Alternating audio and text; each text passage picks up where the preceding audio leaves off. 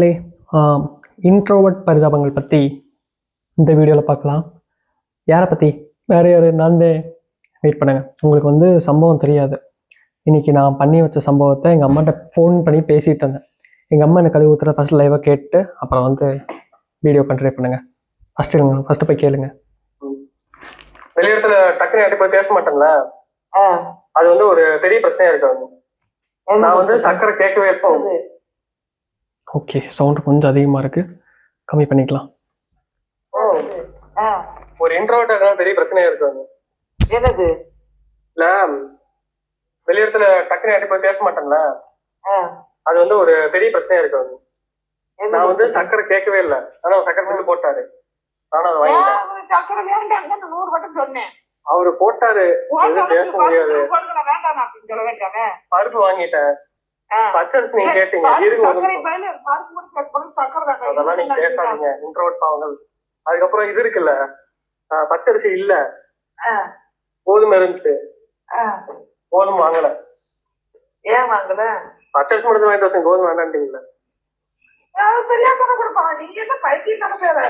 இப்படி எல்லாம் சொன்ன நீங்க கோபுரின்னு தெரிஞ்சுதான் சொன்னேன். கோதுமை வாங்கிட்டேன்.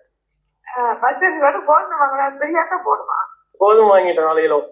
சர்க்கரை வாங்கி என்ன பண்றதுன்னு தெரியல. சக்கரை வந்து நான் கேட்கவே இல்ல. சக்கரை வேண்டாம்னா வேற கொடுத்ததுக்கு அப்புறம் பெரிய மனுஷன் கட்டி பேசக்கூடாதுன்னு சொல்லிட்டு வாங்கிட்டேன். பை கூட இல்ல, பை வந்து ஆதியில பேசி பக்கத்துல வாங்கி பையில போட்டு வந்துட்டேன். அவ்வளவுதான், ஒண்ணுமே பண்ண முடியாது. இதுதான் வந்து நண்பர்கள் இன்னைக்கு நடந்த கதை.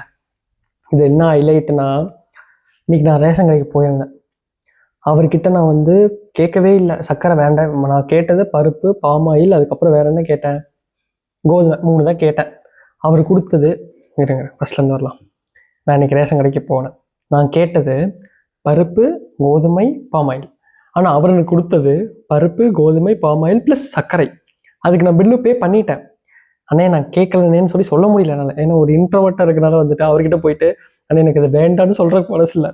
அதுக்கும் காசு எடுத்து கொடுத்துட்டு பை வேறு இல்லை. என் ஃப்ரெண்டை வர வச்சு ப்ரோ பை போட்டு எப்படியே ரெடி பண்ணி கொடுக்குன்னு சொல்லி அங்கே ரெடி பண்ணி அப்புறம் அப்படியே வந்துட்டு கொடுத்தாச்சு, வாங்கியாச்சு. Fine, every thing was good.